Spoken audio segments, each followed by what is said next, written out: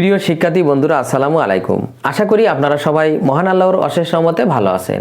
আজকের ভিডিওতে আমি একাদশ ও দ্বাদশ শ্রেণীদের আইসিটি বিষয়ের তৃতীয় অধ্যায় সংখ্যা পদ্ধতির উপর আলোচনা করব।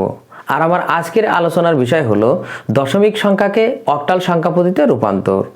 তো প্রথমেই জেনে নিই অক্টাল সংখ্যা পদ্ধতি কাকে বলে। যে সংখ্যা পদ্ধতিতে 0 থেকে 7 পর্যন্ত মাত্র 8টি অঙ্ক সংখ্যা লেখার জন্য ব্যবহার করা হয় তাকে অক্টাল সংখ্যা পদ্ধতি বলে।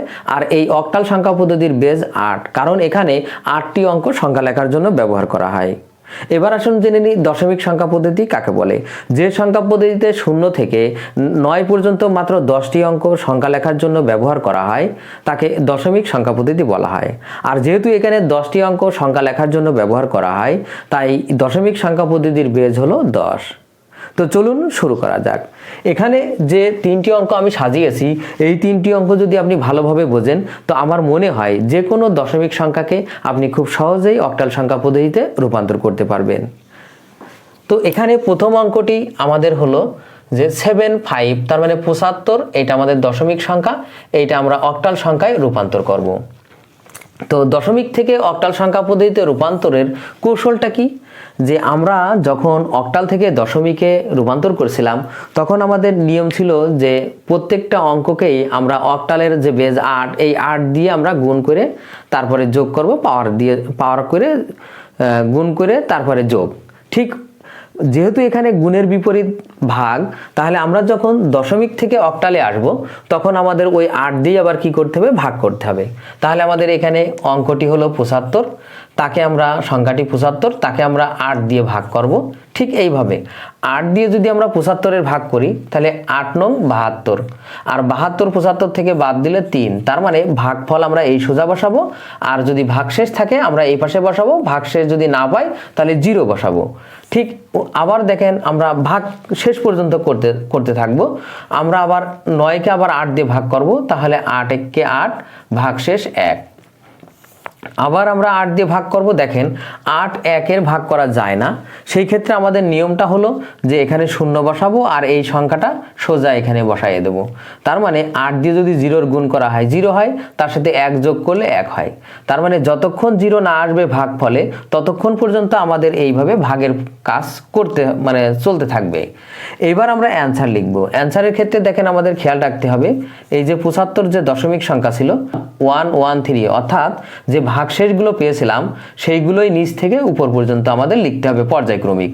তাহলে 113, এইটা হলো আমাদের অক্টাল সংখ্যা। এবার দেখেন 2 নম্বর অঙ্কটি হলো একটি ভগ্নাংশ, তার মানে পয়েন্ট দিয়ে শুরু, তার মানে 0.70। তো এই 0.70 এটা দশমিক সংখ্যা, আর আমরা এটা অক্টাল সংখ্যায় রূপান্তর করব। আর মনে রাখবেন যে পূর্ণ সংখ্যার ক্ষেত্রে যেমন আমাদের ভাগ করা লেগেছিল, অর্থাৎ ভাগশেষ আমরা বাইনারি অক্টাল সংখ্যা হিসেবে অ্যান্সার লিখছিলাম, ঠিক ভগ্নাংশ অঙ্ক যদি হয় তাহলে আমাদের কি করতে হবে? গুণ করতে হবে। কিভাবে সেটা আমি দেখাই। পূর্ণ সংখ্যা আর এই পাশে আমাদের ভগ্নাংশ। দেখেন 0.70, তার মানে যে ভগ্নাংশ অঙ্কটি দেওয়া আছে ওইটাকে আমরা যেহেতু অক্টালে যাব আর অক্টালের বেজ 8, তাহলে আমাদের এখানে 8 দিয়ে গুণ করতে হবে। আর গুণ করার পর যদি আমরা পূর্ণ সংখ্যা পাই তাহলে পূর্ণ সংখ্যার ঘরে লিখব, আর ভগ্নাংশ অঙ্কটুকু আমরা অংশের ঘরে লিখব। তো এখানে দেখেন 0.70-কে যদি আমরা 8 দিয়ে গুণ করি তাহলে আমাদের 27টা 56, তার মানে আমাদের 5.60 আসবে। আমরা আবার 8 দিয়ে গুণ করব। যদি আমরা 0.60-কে 8 দিয়ে গুণ করি তাহলে আমাদের 6-টা 48, তার মানে 4.80। আমরা আবার যদি 8 দিয়ে গুণ করি তাহলে আমাদের আসবে 28-টা 64, তার মানে 6.40। আমরা আবার যদি 8 দিয়ে গুণ করি তাহলে আমরা আসবে 4-8-টা 32, তার মানে 3.20। তো মিনিমাম 3 বার বা 4 বার বা 5 বার আমরা এমন গুণ করব, কারণ এই ক্ষেত্রে আমাদের গুণ চলতেই থাকবে। আমরা যতক্ষণ দেখা যাচ্ছে যে অনেক দূর পর্যন্ত আমাদের এরকম গুণ চলতেই থাকবে, শেষ হবে না। সেই ক্ষেত্রে আমরা কি করব? আমরা কিছু দূর পর্যন্ত, অর্থাৎ 3 বার বা 4 বার পর্যন্ত গুণ করব, তারপরে ওইটাই আমরা অ্যান্সার লিখব। ঠিক এইভাবে 0.70 যেটা আমাদের দশমিক সংখ্যা ছিল আমরা অক্টাল সংখ্যা পদ্ধতিতে পেলাম, উপর থেকে লিখতে হবে পূর্ণ সংখ্যার ঘরে যে মানগুলো পেয়েছি। তো উপরে প্রথমে আমাদের 5 4 6 3, এরপরে আমরা এরকম ডট ডট লিখব। এটার কারণ কি, যেহেতু এইটা আমাদের গুণ, আমরা আরও গুণ আছে, আমরা আরও গুণ করলে করতে পারতাম, যেহেতু আমরা আর কাজ করিনি তাই কিছু দূর পর্যন্ত কাজ করার পরে আমরা থেমে গেছি, সেই জন্য আমরা ওখান থেকে ডট ডট লিখব। এইবার আমাদের 3 নম্বর অঙ্কটি দেখেন 80.50, এইটা আমাদের দশমিক সংখ্যা, আমরা এইটাও অক্টাল সংখ্যায় রূপান্তর করব। তো এখানে দেখেন পূর্ণ সংখ্যা আছে এবং ভগ্নাংশ আছে, তাহলে পূর্ণ সংখ্যা 80 মানে 80, এইটা হলো আগের মতোই, তার মানে এই 1 নম্বর যেরকম করেছিলাম এইভাবে আগে করে নেব। আর দ্বিতীয় অংশ ভগ্নাংশ, তাহলে ভগ্নাংশ নিয়মে ভগ্নাংশের কায়দায় এরকম করে নেব, তারপরে একসাথে অ্যান্সার লিখব। সেটা কেমন, প্রথমে আমরা 80-কে আমরা এই 8 দিয়ে ভাগ করব, তার মানে যেহেতু আমরা অক্টাল সংখ্যায় রূপান্তর করছি, তাহলে 8 দিয়ে যদি 80-কে আমরা ভাগ করি তাহলে আমাদের ভাগ ফল আসবে 10, ভাগ শেষ আসে না তাই 0, না আসলেও আমাদের 0 লিখতে হবে। আবার আমরা 8 দিয়ে 10-কে ভাগ করব, তাহলে আমাদের আসবে 8 1 8, ভাগ শেষ 2। আবার আমরা 8 দিয়ে ভাগ করব, 8 1-এর ভাগ করা যায় না তাই এখানে 0, আর এই একটা এখানে বসে যাবে।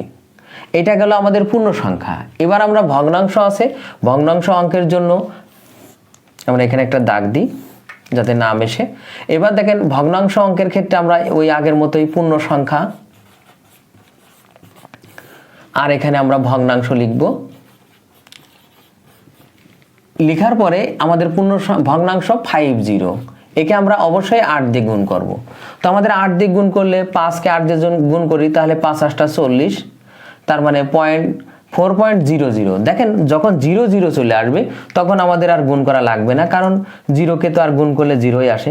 এবার আমরা অ্যান্সার লিখব, তার মানে 80.50, এটা দশমিক সংখ্যা ছিল, আর আমরা অক্টালে পেলাম।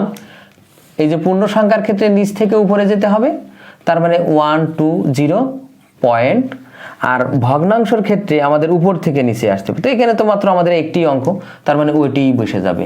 তবে মনে রাখবেন এখানে কিন্তু এরকম ডট ডট লেখা যাবে না, কারণ এটা তো শেষ হয়ে গেছে। তাহলে এখানে আমরা কি লিখব, অক্টালের বেস 8।